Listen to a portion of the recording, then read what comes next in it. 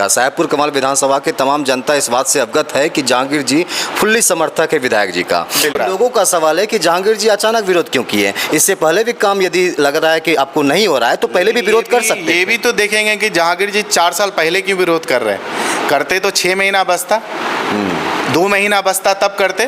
तो हम चापलूस नहीं है, इसीलिए 4 साल पहले विरोध कर रहे हैं। अभी भी मैं आपके चैनल के माध्यम से कहता हूं कि जहांगीर के ज़मीर को कोई नहीं खरीद सकता। तो आपको लगता है जो लोग उनके अभी भी समर्थक बने हुए कहीं न कहीं वो अपना ज़मीर बेच चुका है? बिल्कुल बिल्कुल बिल्कुल। कहते हैं ना, वो तलबे चाटने वाले का ना इतिहास नहीं लिखा जाता है। जहांगीर जी आपके भाई भी इसमें शामिल है। देखिए, आप एक बात क्या लगता है जहांगीर जी भी मैदान में आएंगे साहेबपुर कमाल अगर विधानसभा? वक्त पड़ा तो इंशाल्लाह ज़रूर आएंगे। अगर वैसा सिचुएशन रहा तो जहांगीर भी ज़रूर आएगा मैदान में। बिल्कुल आएगा। अचानक विधायक जी का विरोध मतलब जहांगीर जी का आना नहीं, जैसे अब फिर नगर निकाय का चुनाव आने वाला है, तो आपको लगता है कि जो वर्तमान में अपना नगर परिषद के जो चेयरमैन है जमालुद्दीन जी, ये आने वाले फ्यूचर में ही उचित रहेंगे या फिर बदलाव कुछ देखने को मिलना चाहिए? चुना जाना चाहिए, जमाल साहब को फिर से चुना जाना चाहिए, लेकिन बाकी जनता तय करेगी कि क्या करना है नहीं करना है। दोस्तों नमस्कार, आप सभी दर्शकों का एक बार बहुत स्वागत है हमारे चैनल न्यूज़ पब्लिकेशन पे। चलिए आज मैं बात करूंगा साहेबपुर कमाल विधानसभा से संबंधित, साथ ही बात करेंगे बलिया नगर परिषद के विकास के मुद्दों को भी लेकर के। हमारे साथ देख सकते हैं प्रसिद्ध समाजसेवी जहांगीर जी मौजूद है और विशेषकर आपको बता दूं कि वर्तमान में ये साहेबपुर कमाल विधानसभा के मुद्दों को लेकर के ही लगातार चर्चाओं में बने हुए हैं। आइए क्या कुछ खास जानकारी इनके माध्यम से मिलती है, इनसे ही जानने की कोशिश करते हैं। बहुत बहुत स्वागत है हमारे चैनल पे। बहुत शुक्रिया। मैं अपनी बात एक शेर से शुरुआत करना चाहता हूँ कि मोहब्बत कौन करता है, सियासत कौन करता है, मुझे मालूम है मेरी हिफाजत कौन करता है। हम ही ने लाज रखी है बुज़ुर्गों के यहाँ, वरना सभी टुकड़ों पे पलते हैं, बगावत कौन करता है। मैं आपको बता दूँ कि जो मुद्दा या जो बातें मैं उठा रहा हूँ जनता के हित के लिए, कि अगर कोई आदमी काम ना करे, जो हम वोट करते हैं किसी भी विधायक को या किसी भी काम के लिए वोट करते हैं, अगर काम ना हो तो सवाल और विरोध जाहिर है बनेगा। तो मेरा ये कहना है कि ना हम कभी विधानसभा में अपने विधायक को बोलते हुए सुने, क्योंकि हमारे यहाँ का बहुत सारा समस्या है जो उनको विधानसभा में बोलना चाहिए। बिजली की भी समस्या है, मीटर जो स्मार्ट मीटर है उसकी भी समस्या है, आपको जो अभी नल जल वाला जो योजना है उसकी भी समस्या है, बहुत सारी समस्या है। आप कहते हैं कि हम विपक्ष में हैं, हम क्या कर सकते हैं। हमने ऐसे विधायक को भी देखा है विपक्ष वाले को जो 500 करोड़ 400 करोड़ का फंड लेके आ रहे हैं। जब आप वहाँ बात करेंगे, जब आप विधानसभा में बोलेंगे, अपने विधानसभा की समस्या को रखेंगे, तभी ना कुछ हल निकलेगा। हमने तो आपको 6 साल में कभी बोलते देखा ही नहीं कोई। तो जनता आपको किस लिए वोट करी कि भाई आप हमारा प्रतिनिधित्व करें, आप हमारी बात को सरकार तक पहुँचाए, सरकार को बोले और वहाँ से योजना लाए। लेकिन ये मामले में बिल्कुल फेलियर है हमारे विधायक। अच्छा। वो हो गया। दूसरी बात, अभी कुछ दिन पहले आपने सुना होगा पचबीर में एक बच्ची का रेप केस हुआ था, 2 बच्ची का रेप कांड हुआ था, जिसमें किशनगंज के जो ओवैसी साहब के जो एमएलए हैं अख्तरुल ईमान साहब, हमारे विधानसभा का जो समस्या है, ये जो बात है वो उठा रहे हैं सदन में, विधानसभा में। कितना अफसोस की बात है। ये चीज़ विधायक जी को उठाना है कि हमारे यहाँ क्या प्रॉब्लम हुआ, क्या नहीं हुआ। इस चीज़ उनकी जिम्मेदारी बनती है ना, जब जनता वोट से चुनता है तो उनकी जिम्मेदारी बनती है कि हम किस समस्या को और कहाँ पे उठाएं, कहाँ पे डिमांड करें। जब विधानसभा की चुनाव हो रही थी तो सबसे ज़्यादा प्राथमिकता आपकी ही रही है कि विधायक जी के समर्थक के रूप में, और लोगों ने भी देखा, साहेबपुर कमाल विधानसभा के तमाम जनता इस बात से अवगत है कि जहांगीर जी फुल्ली समर्थक है विधायक जी का। अचानक ये बदलाव कैसे आ गया आपके मन में? बिल्कुल, मैं आपको बता रहा हूँ ये डिटेल्स भी, क्योंकि लोग जाने इस चीज़ को। मैं उनका सपोर्ट इसलिए किया था कि मुझे लगा कि विधानसभा का कुछ अच्छा होगा, रोड का समस्या हो या और भी जो भी समस्या यहाँ पे है, हमारे कब्रिस्तान का है, हमारे गांव में पार्क का है, मैदान का है, और भी जगह रोड है, नाले हैं, बहुत समस्या। कितना समस्या तो आप जाके देख लीजिए, शिलान्यास हो गया, 2-2 साल से रोड नहीं बना। ठीक है, तो हम जो है पहले जो है पर्दे के पीछे बात करते थे कि भाई आप हमारा काम करिए, या विधानसभा में बहुत सारी समस्या उसको ठीक से, ये पर्दे के पीछे बात होता था, लोगों को पता नहीं था। जब ये नहीं होने लगा तो हम तो उनके हाँ में हाँ नहीं, हम तो चापलूस लोग है ही नहीं, ना ही ज़मीर बेचने वाले लोग हैं।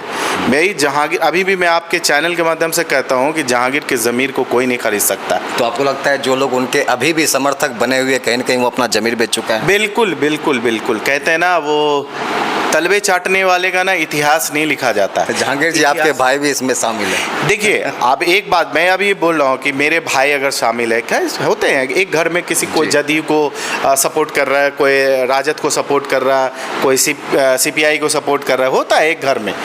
तो मेरा कहने का मतलब है कि लेकिन आप अगर उनका मतलब आप उनको साथ दे रहे हैं या उनको सपोर्ट कर रहे हैं तो देखिए कि सच में कितना परसेंटेज काम हो रहा। सिर्फ एक काम से उसको सर्टिफिकेट दे देना ऐसा नहीं होता। मैं अभी आज का न्यूज़ मैंने देखा कि 6-7 वार्ड का शायद पानी का समस्या विधायक जी ने ठीक कर दिया।